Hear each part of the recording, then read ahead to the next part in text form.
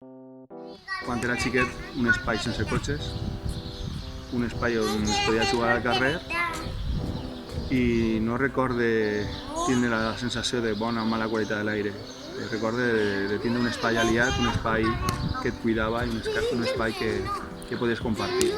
Abans que arribara el Covid, ella ja estava així. Ningú la veia, perquè ella s'amaga a les ciutats. Com un got ple d'aigua a punt de derramar-se, cada tub d'escapament afegia unes partícules més al nostre aire viciat. Així, sense adonar-nos, la ingesta diària de contaminants anava entrant a cada inspiració. Sí, parlem de la contaminació de l'aire que respirem. Estaba acostumbrada a vivir en una casa que está bastante alejada de la ciudad, o sea, está en montaña. Y me acuerdo que no podía llegar a dormir por las noches de escuchar a los coches pasar, de la cantidad de ruido que había. Mentrestant, la comunitat científica i expertes en mobilitat veien la solució en una reducció del parc mòbil, i això passava necessàriament per un menor ús del transport privat motoritzat. Aquesta senzilla i a la vegada difícil solució va estar sempre al nostre abast, però mai la majoria la va acceptar. Doncs bé, va haver de vindre un virus brutal per a que en només 24 hores s'aconseguirà eixa tan necessària reducció de la contaminació. Ara, un mes després, podem veure els resultats de la qualitat de l'aire. Pérez Galdós, els veïns hem de baixar al carrer si volem guardar la distància de seguretat.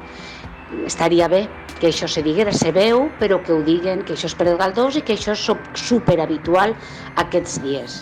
L'aprenentatge ha sigut molt clar, no? Sabem el que és una ciutat amb contaminació i ara mateix sabem el que és una ciutat sense contaminació. Quan ha aparegut la millora de la qualitat de l'aire? Quan desapareixen els cotxes. La paz, la tranquilidad que te da el poder respirar, dormir tranquilamente, no escuchar ningún ruido, la naturaleza. La bona qualitat de l'aire ens dona més espai de millor qualitat i relacions de millor qualitat. Acabarà el confinament, obrirem les portes de casa i sortirem al carrer.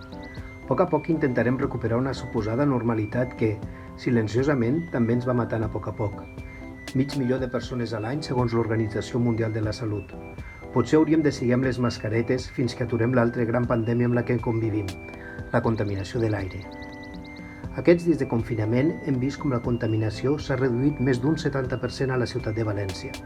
Hem vist un cel més blau i muntanyes que feia anys que no podíem veure des del balcó de casa.